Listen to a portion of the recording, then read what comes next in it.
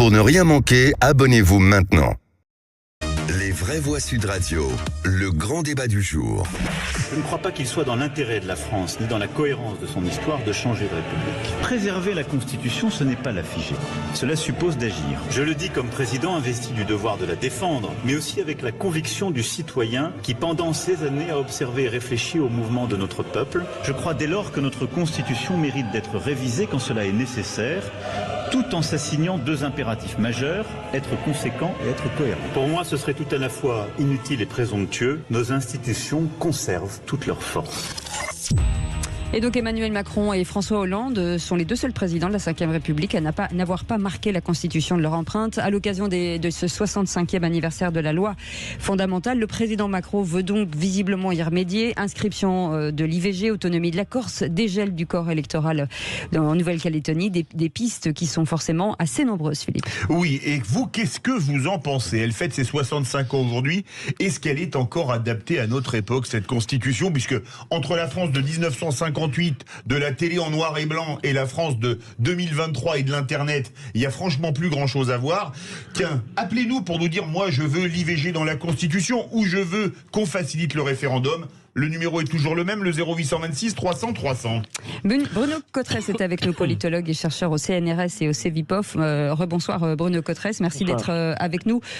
Philippe Bilger, cette constitution, alors d'un côté, il y a ce que je disais il y a un instant, de se dire est-ce qu'on a envie d'avoir une empreinte, et d'un autre côté, est-ce qu'il y a des sujets importants qui méritent d'être dans la constitution?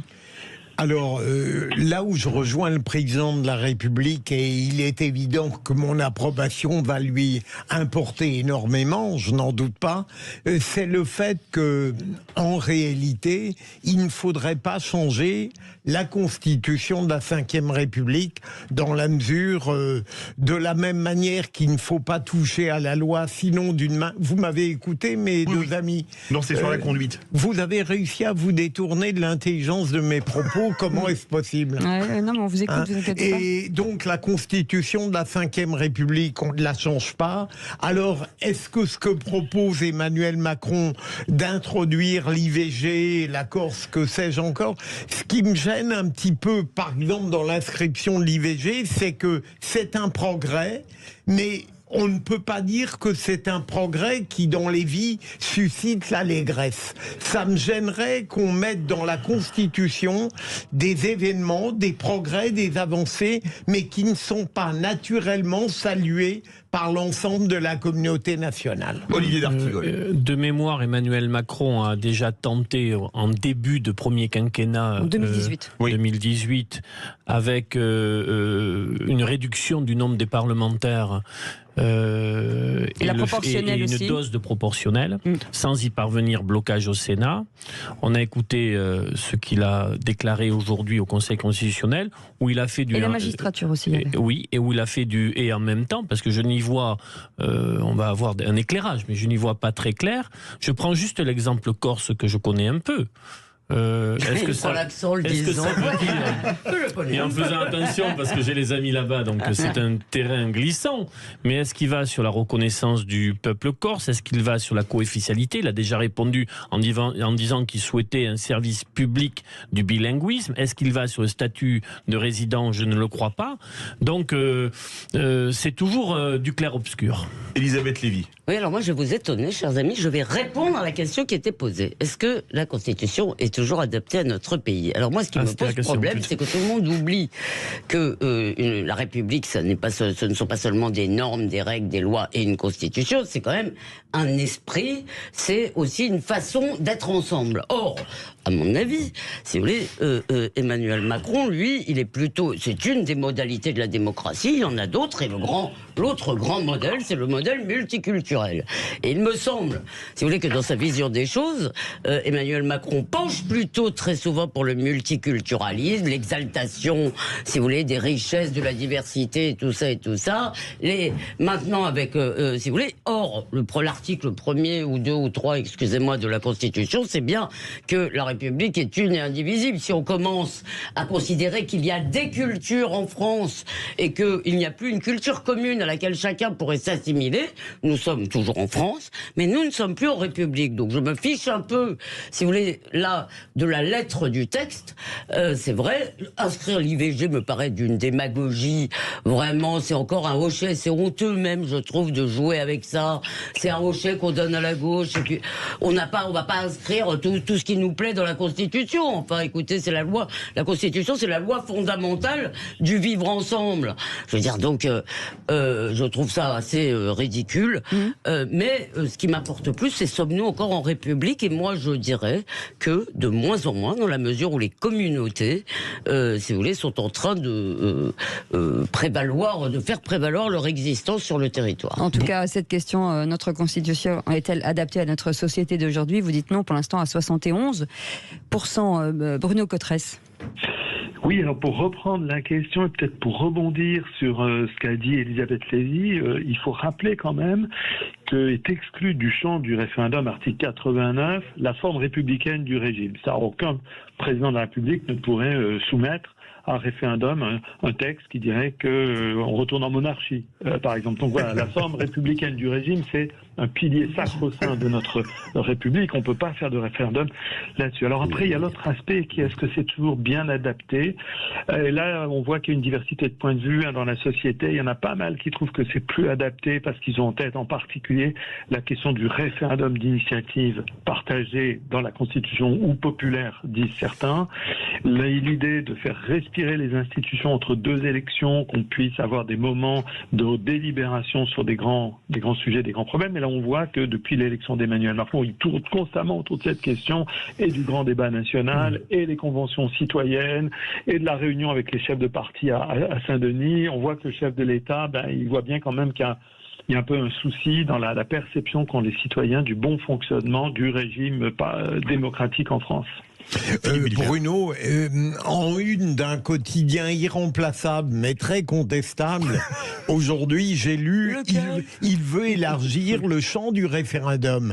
Est-ce qu'il n'est pas paradoxal et en même temps tout à fait clair de la part d'un président de vouloir élargir le champ du référendum avant d'avoir donné le moindre signe de sa volonté de le mettre en œuvre lorsqu'il pouvait le faire, et après des sollicitations diverses sur plusieurs thèmes. Est-ce que là, ça n'est pas de nouveau une sorte d'hypocrisie démocratique qui cherche à une promesse pour faire oublier qu'en réalité, les pouvoirs sont très peu friands du référendum? C'est sûr que les pouvoirs sont peu friands parce que tout le monde a en tête un certain nombre d'expériences cuisantes.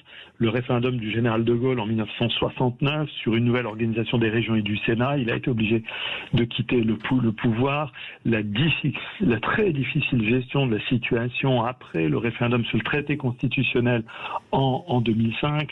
Donc on voit qu'effectivement le référendum c'est une arme un peu à double tranchant. Ça permet d'avoir un débat assez clair sur une grande question, mais par contre c'est vrai que si l'exécutif perd le référendum qu'il a demandé, qu'il a souhaité, qu'il a soutenu, ça le met dans de grandes difficultés. Par contre, c'est vrai que la mise en œuvre du référendum d'initiative partagée aujourd'hui en France, on voit que ça ne va pas du tout. Il n'y a eu aucune possibilité de mettre en œuvre cette parole citoyenne. Il faut réunir un 5e des parlementaires, un 10e du corps électoral, c'est presque 5 millions de signatures d'électeurs. Bref, c'est comme si c'était fait pour que ça ne marche jamais. Il y a un auditeur qui nous dit, Solon, qui nous dit une nouvelle constitution s'impose, mais elle doit être écrite par le peuple et lui seul peut instaurer la souveraineté du peuple. Et ce n'est pas aux hommes de pouvoir d'écrire les règles du pouvoir, Olivier D'Artigol. C'est une question qui pose la crise politique, démocratique et quasiment la défiance.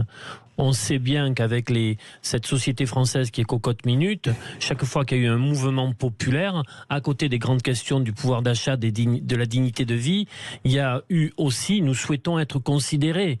Il y avait le RIC pour les gilets jaunes. Donc ça a été le RIC avec les gilets jaunes. En effet, ça vient d'être rappelé par Bruno, les seuils, tout ce qu'il faut réunir pour aller au bout du processus. Et encore, le bout du processus, c'est le président qui, in fine, conserve la main.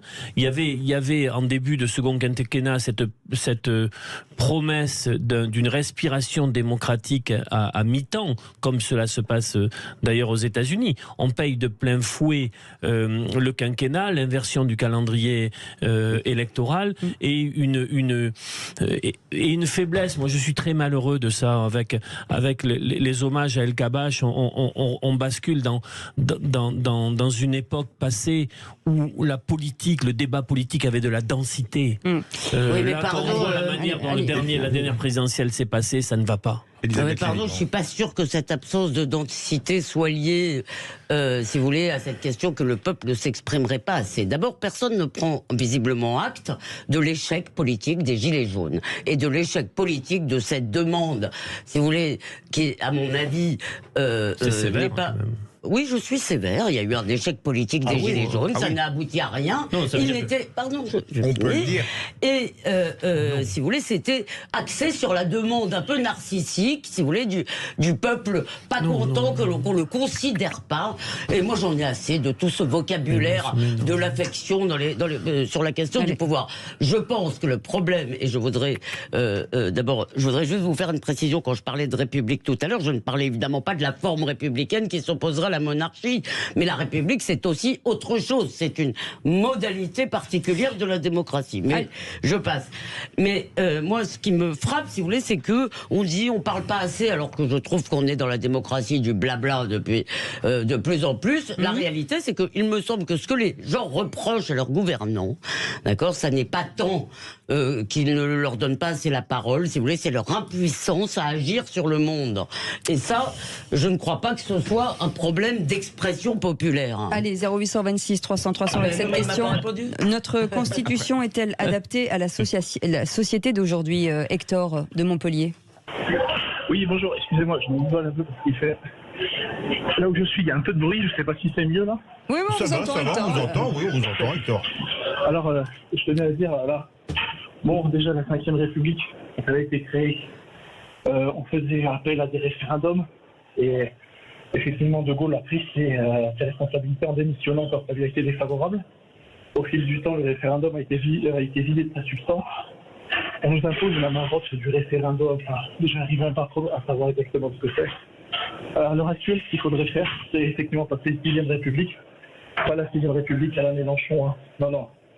Ce serait d'abord une démocratie directe. Plus de Parlement, plus de Sénat.